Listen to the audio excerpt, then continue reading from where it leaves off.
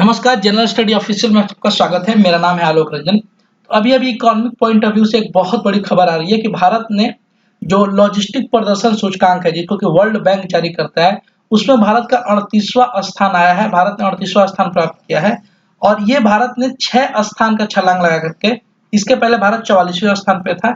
तो ये भारत के इकोनॉमी के लिए एक बहुत बड़ी खबर है और इसको अब पूरी मीडिया में इसको कवर किया जा रहा है। ये द हिंदू की खबर है और वर्ल्ड मीडिया भी इसको कवर कर रही है। इसके जितने भी एस्पेक्ट हैं, क्या-क्या भारत ने काम किया, उन सबको हाईलाइट किया जा रहा है।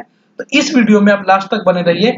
इससे रिलेटेड सारी जानकारी कि कितने देशों में भारत ने स्थान प्राप्त किया है, भारत ने ऐसा कौन-सा काम किया है, जिससे भारत में इतना सुधार देखने को मिल रहा है, इसके क्या-क्या फायदे हो सकते हैं भारत के लिए, वो सारी जानकारी मिल पहले जानते हैं कि विश्व लॉजिस्टिक सूचकांक क्या है। ये जो सूचकांक निकला है, इंडेक्स निकला है, ये क्या है? इसके बारे में कुछ जानकारी जानते हैं, उसके बाद आगे देखेंगे। पहला है कि इसे वर्ल्ड बैंक जारी करता है। इसका जो जारी करता है वर्ल्ड बैंक है। इसके पहले वर्ल्ड बैंक एक और रिपोर्ट जारी करता था, इसको बोलते थे ईज ऑफ डूइंग बिजनेस, ठीक है, ईडीबी बोलते थे। ये विश्व बैंक ने पिछले कुछ वर्षों से निकालना बंद कर दिया है, ठीक है। देखिए, यह जो लॉजिस्टिक इंडेक्स है, यह एक इंटरकैप्टिव बेंचमार्क टूल है, जो देशों को व्यापार रसद पर उनके प्रदर्शन में आने वाली चुनौतियां, अवसरों की पहचान करने में मदद के लिए बनाया गया है। एक टूल बनाया गया है जिससे जो दुनिया भर के देश हैं, जो व्यापार करते हैं, जो सामान एक जगह से दूसरे जगह ले जाते हैं, उसमें क्या-क्या चुनौतियां और क्या-क्या अवसर है, इसका मूल्यांकन करता है ये इंडेक्स। इसके अलावा ये जो एलपीआईओ 139 देशों में विश्वसनीय आपूर्ति श्रृंखला कनेक्शन स्थापित करने, रसद सेवाओं की गुणवत्ता, व्यापार, परिवहन से संबंधित बुनियादी ढांचे की तुलना करता है कि अलग-अलग देशों में जितने भी टूल्स हैं जो जिससे व्यापार किया जाता है, चाहे वो आपूर्ति हो या कलेक्शन हो, इन सब में तुलना करता है कि किस देश में बेहतर है और किस देश में किसी की अपेक्षा कम है, ठीक है ना। इसके अलावा जो एलपीआई लॉजिस्टिक परफॉर्मेंस इंडेक्स यह भी बताता है कि अपने देश प्रदर्शन को बेहतर बनाने के लिए क्या कर रहे हैं। जितने भी अलग-अलग देश है, वो अपने इस परफॉर्मेंस को अच्छा करने के लिए क्या-क्या कदम उठा रहे हैं, इसको भी पॉइंट आउट करता है। तो ये जो है एक शॉर्ट डेफिनेशन जो लॉजिस्टिक इंडेक्स है उसको। अब देखेंगे कि जो विश्व लॉजिस्टिक परफॉर्मेंस इंडेक्स निकला है 2023 का, इसके क्या-क्या हाइलाइट्स पॉइंट है और इंडिया के पर्सपेक्टिव से क्या-क्या हाइलाइट्स पॉइंट है, ठीक है। देखिए, कुल 139 देशों को शामिल किया गया इस इंडेक्स में। 139 देशों को मिला करके ये गणना की गई है, ठीक है। भारत ने ये इसमें 38वां स्थान प्राप्त किया है। इसके पहले भारत का 44वां स्थान था, तो 6 अंक का मतलब 6 स्थान का इन्होंने बढ़ोतरी की है। ये एक बहुत बड़ी बात है, ये एक बहुत बड़ा बूस्ट है, ठीक है। देखिए, जब प्राइम मिनिस्टर मोदी की गवर्नमेंट आई थी 2014 में, तब भारत का स्थान 54वां था और इसलिए और भारत इस वर्ष यानी 8 सालों में 38वां स्थान पे है, तो कुल 22 स्थान का छलांग लगाया को देखने को मिला है। इसीलिए बहुत सारे न्यूज़पेपर में देखेंगे तो उसमें यही हेडलाइंस मिलेगी कि इंडिया ने 22 स्थान का छलांग लगाया है। जबकि इस वर्ष देखें तो इंडिया ने 6 स्थान का छलांग लगाया है, लेकिन पूरे 8 सालों में इंडिया ने 22 स्टेप ऊपर गया है इस मामले में, ठीक है। इसके परफॉर्मेंस इंडेक्स के तहत कई सारे सब टॉपिक भी हैं, जिसमें अलग-अलग टॉपिक में भारत क्या-क्या परफॉर्मेंस किया है। जैसे बुनियादी ढांचा, जो बेसिक इंफ्रास्ट्रक्चर है, उससे भारत को 47वां स्थान प्राप्त हुआ है। इसके पहले भारत 52वें स्थान पे था, यानी 5 स्थान का छलांग यहाँ पे लगाया है। इसके अलावा जो अंतर्राष्ट्रीय शिपमेंट है, इंटरनेशनल शिपमेंट जो है, ठीक है ना, जो सामान आता जाता है हमारे पोर्ट पे, उसमें भारत को 22वां स्थान प्राप्त हुआ है और इसके पहले भारत इसमें 44वें स्थान पे था। तो ये ह्यूज है। भारत ने बहुत बड़ी छलांग लगाई है अंतर्राष्ट्रीय शिपमेंट में, लगभग 22 स्थानों का छलांग लगाया है, ठीक है। इसके अलावा जो लॉजिस्टिक क्षमता है, जो सामान को परिवहन में या सामान को इधर से उधर करने में जो क्षमता है भारत की, और जो समानता सूची है, उसमें भारत ने 48वां स्थान प्राप्त किया है। इसके पहले भारत इसमें 52वें स्थान पे था, तो 4 स्थान का भारत इसमें उछाल प्राप्त किया है, ठीक है। तो ये भारत के लिए और भारतीय इकोनॉमी के लिए बहुत ही पॉजिटिव न्यूज है।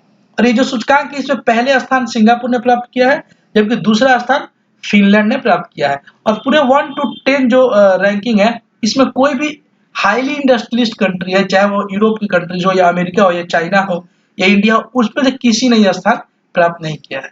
और भारत के लिए जो 38वां स्थान वो इसलिए इंपॉर्टेंट है क्योंकि इसमें भारत ने बहुत सारे जो औद्योगिक देश है, ठीक है ना, यूरोप के, उनको पीछे छोड़ के भारत ने 38 स्थान प्राप्त किया है। तो ये एक बहुत पॉजिटिव न्यूज है भारत के लिए। इसमें ये भी हाईलाइट किया है, वर्ल्ड बैंक ने हाईलाइट किया है कि भारत का जो शानदार प्रदर्शन रहा है, इसके मुख्य 2 कारण रहे हैं। कई कारण रहे हैं, पर मुख्य कारण 2 रहे हैं। एक है आधुनिकीकरण यानी मॉडर्नाइजेशन और एक है डिजिटलाइजेशन। आप सबको पता है कि भारत डिजिटलाइजेशन में कितना आगे चला गया है। पूरी दुनिया में डिजिटल पेमेंट सबसे ज़्यादा भारत में होता है। इसके अलावा बहुत सारे जो काम है इंडस्ट्री के, चाहे वो जो पेपर वर्क है, और सब डिजिटल तरीके से हो रहे हैं, ठीक है। तो इसलिए भारत में ये सुधार देखने को मिल रहा है। और ये जो लॉजिस्टिक परफॉर्मेंस इंडेक्स 2023 निकाला गया है, ये परीक्षा के लिए देखिए इंपॉर्टेंट क्यों है, क्योंकि इसमें पहली बार ट्रेड की जो स्पीड है, जो व्यापार करने की गति है, उसको भी काउंट किया गया है। तो ये पहली बार हुआ है, तो ये एग्जाम्स में पूछा जा सकता है, ठीक है। अब देखते हैं और क्या है। देखिए जो 2 पॉइंट बताए हैं वर्ल्ड बैंक ने कि मॉडर्नाइजेशन और डिजिटलाइजेशन, ये 2 कारक हैं जिसकी वजह से भारत इतना अच्छा परफॉर्मेंस किया है, ये तो ठीक है।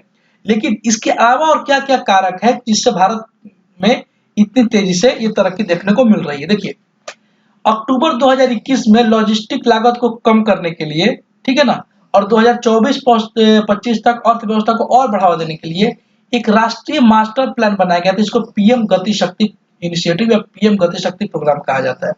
पीएम गति शक्ति जो प्रोग्राम है, इसके तहत रोड इंफ्रास्ट्रक्चर, इसके अलावा जो ऑप्टिकल फाइबर इंफ्रास्ट्रक्चर है, या जो रोड के अंदर तेल की सप्लाई है या बिजली की सप्लाई है, उन सबको मिला करके जितने भी भारत में इंफ्रास्ट्रक्चर प्रोजेक्ट चल रहे हैं, उन सब में गति लाने के लिए, ठीक है, उन सबको और स्पीड करने के लिए, बूस्टअप करने के लिए एक प्लान बनाया गया था, मास्टर प्लान, जिसको पीएम गति शक्ति प्लान बोलते हैं, जो $1 ट्रिलियन के आसपास का ये प्लान है। इसमें $1 ट्रिलियन के आसपास खर्च किए जाएंगे। तो ये बहुत बड़ा प्लान था भारत सरकार का, और यही मुख्य कारण है जिसकी वजह से हमें देखने को मिल रहा है कि भारत में जो व्यापारिक गतिविधियां हैं, जो बिजनेस एटमॉस्फेयर है, वो बहुत तेजी से बढ़ता जा रहा है। और आने वाले समय में, फ्यूचर में, भारत को इससे बहुत ज्यादा लाभ देखने को मिलेगा, जिससे बहुत सारे फायदे होंगे।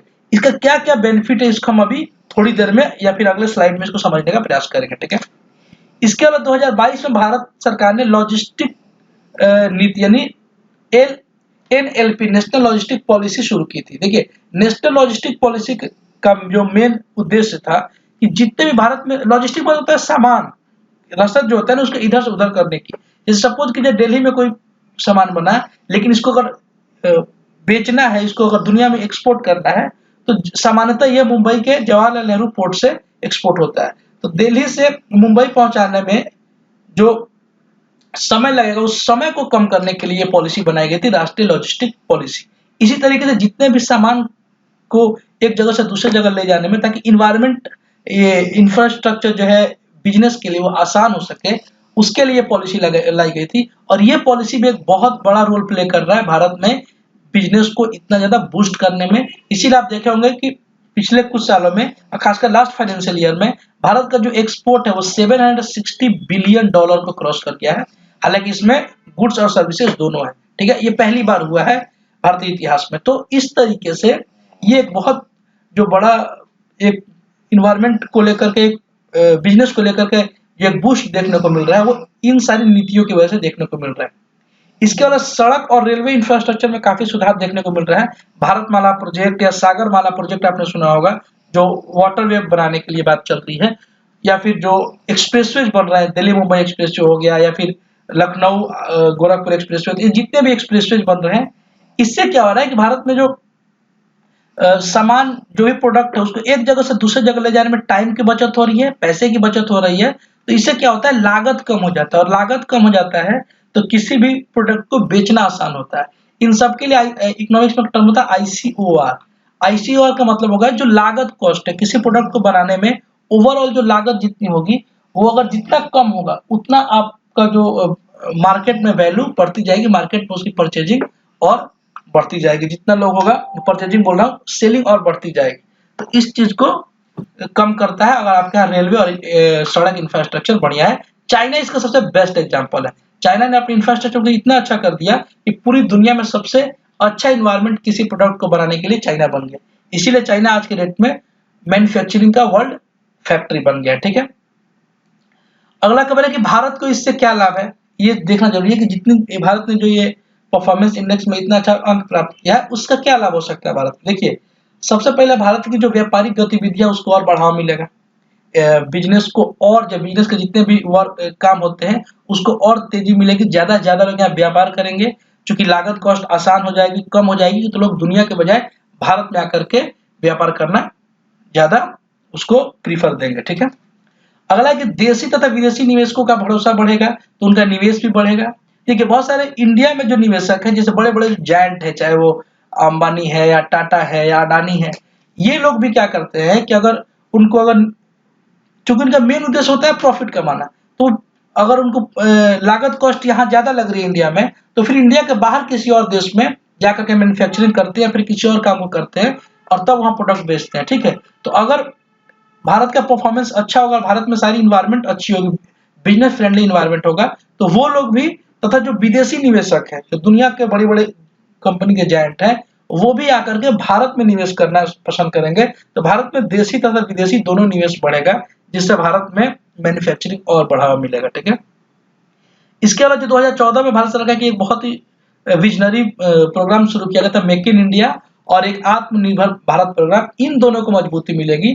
निवेश बढ़ने से क्या होगा, भारत में मेकिंग को बढ़ावा मिलेगा, तो भारत में चीजें मेड इन इंडिया ज्यादा बनेंगी, चाहे वो कपड़ा है, मशीन है, मोबाइल फोन है या फिर व्हीकल है, ठीक है, ऑटोमोबाइल से, ये सारी चीजें भारत में बनेंगी, तो मेक इन इंडिया को बढ़ावा मिलेगा। ठीक है, और इससे क्या होगा, जब चीजें भारत में बनेंगी तो भारत की कंपनियां और भारत के इंजीनियर किसी भी प्रोडक्ट को बनाने में कैपेबल होंगे, तो हमें बाहरी दुनिया से इंपोर्ट करना या बाहरी दुनिया पर निर्भर रहने की आवश्यकता नहीं होगी। तो हमारा जो आत्मनिर्भर भारत प्रधानमंत्री द्वारा चलाया गया कार्यक्रम है, उसको और मजबूती मिलेगी। इसके अलावा जो भारतीय इकोनॉमी की सबसे बड़ी समस्या है वो है बेरोजगारी, अनएम्प्लॉयमेंट। उसकी समस्या का समाधान हो सकेगा, क्योंकि जितनी ज्यादा कंपनियां भारत में आएंगी, जितने ज्यादा मैन्युफैक्चरिंग होंगे, उतने ज्यादा रोजगार के अवसर उत्पन्न होंगे और धीरे धीरे करते करते जो बेरोजगारी की दर है उसमें कमी आएगी। ठीक है, इसके अलावा इन सब से क्या होगा, देखिए ये सारी आर्थिक गतिविधियों को बढ़ावा देने वाली बात है। ये जब ये सारे काम होंगे ना, तो इन सब से जो हमारी अर्थव्यवस्था है उसमें स्पाइरल अप मूवमेंट देखने को मिलेगा। स्पाइरल अप मूवमेंट होता है इकोनॉमिक में कि जब आपकी इकोनॉमी ऐसे ऐसे ऊपर की तरफ बढ़ने लगती है, तो इसको स्पाइरल अप बोलते हैं और ये बहुत ही अच्छा साइन होता है। स्पाइरल अप, इसका मतलब हो गया कि जब आपकी इकोनॉमी में एम्प्लॉयमेंट भी बढ़े, ठीक है, मैन्युफैक्चरिंग भी बढ़े, इसके अलावा एक्सपोर्ट बढ़े, तो जब इकोनॉमी में सारी चीजें बढ़ेंगी, ओवरऑल टैक्स ज्यादा कलेक्शन होगा और टैक्स कलेक्शन होगा तो गवर्नमेंट इसको और ज्यादा इंफ्रास्ट्रक्चर पर खर्च करेगी, इंफ्रास्ट्रक्चर खर्च करेगी, वेलफेयर पे खर्च करेगी, लोग की परचेजिंग पावर बढ़ेगी। इससे क्या होगा, फिर से मैन्युफैक्चरिंग और ज्यादा बढ़ेगी, और ज्यादा रोजगार बढ़ेगा। तो इस सारी चीजों में बढ़ोतरी होगी ना, तो इसीलिए इसको बोलते हैं spiral up movement, spiral up economy. ठीक है, ये सारे बेनिफिट्स हो सकते हैं भारत के लिए। ये पॉइंट वाइज है, अगर आप नोट कर लीजिए, एग्जाम्स में अगर कहीं भी पूछे कि किसी भी प्रोग्राम से क्या फायदा होगा, तो ये सारे पॉइंट आप वहां लिख सकते हैं। ठीक है, और एग्जाम्स के पॉइंट ऑफ व्यू से एक पॉइंट और रह गया जो हमें समझना चाहिए, ये हमारे प्री और मेंस दोनों में पूछ सकता है, खासकर प्री में पूछ सकता है कि जो एलपीआई है, लॉजिस्टिक परफॉर्मेंस इंडेक्स है, उसका निर्धारण किन बिंदुओं पर होता है। ठीक है ना, तो जो एलपीआई है उसको निर्धारण मुख्यतः 6 बिंदुओं पर करती है वर्ल्ड बैंक। क्या क्या है, पहला है कि सीमा पर चालन प्रक्रिया, जैसे सीमा शुल्क की योग्यता क्या है। दूसरा, व्यापार और परिवहन से संबंधित बुनियादी ढांचे, यानी बंदरगाह, रेलवे, सड़कें, सूचना प्रौद्योगिकी की गुणवत्ता क्या है, जो बेसिक इंफ्रास्ट्रक्चर वो कितना बेहतर है।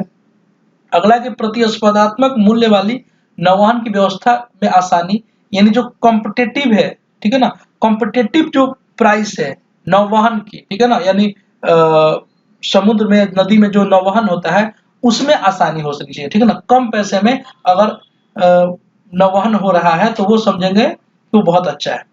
अगला है कि लॉजिस्टिक सेवाओं की प्रचुरता तथा गुणवत्ता। जो लॉजिस्टिक सेवाएं हैं, ये मतलब सामान को इधर से उधर ले जाने में जो सेवाएं दी जाती हैं, जैसे आप किसी सामान को दिल्ली से मुंबई भेजना चाहते हैं, तो ले जाने की जो सेवाएं हैं वो कितनी बेहतर और उसमें कितनी गुणवत्ता है। ठीक है, ऐसा ना कि आप सामान दिल्ली से मुंबई भेजे, पता चला रास्ते में आधा टूट गया या फिर ले जाने में ही 25 दिन लग गए, ठीक है ना, तो गुणवत्ता में कमी आएगी। तो गुणवत्ता कितनी अच्छी है इसको भी मापता है। इसके अलावा भेजे गए माल की खोज और पता लगाने की योग्यता। आप किसी माल को भेज रहे हैं तो उसको ट्रैक करने की कि आपका गुड्स कहाँ पे है, किस स्थिति में है, कितने देर में पहुंचेगा, वो सब कितना बेहतर है, ठीक है ना, इसको भी काउंट करता है। इसके अलावा नौवहन के गंतव्य स्थान पर पहुंचने की समय रेखा, मतलब जैसे अगर मान लीजिए आप इलाहाबाद से चल रहे हैं और आप कोलकाता यानी हल्दिया तक जाते हैं, तो यहाँ से यहाँ तक ले जाने में नौवहन से कितना टाइम लगेगा, इसको भी काउंट करता है। उसमें क्या टाइम टेबल है, इसको भी काउंट करता है। तो ये सारे पॉइंट्स थे जो अभी एक रिपोर्ट आई थी, logistic performance index. I hope आपको ये अच्छा लगा होगा। अच्छा लगा होगा तो इसको आप चैनल को सब्सक्राइब कीजिए और वीडियो को लाइक कीजिए और अपने कमेंट्स जरूर भेजिएगा। ठीक है, अपना ख्याल रखिए। जय हिंद।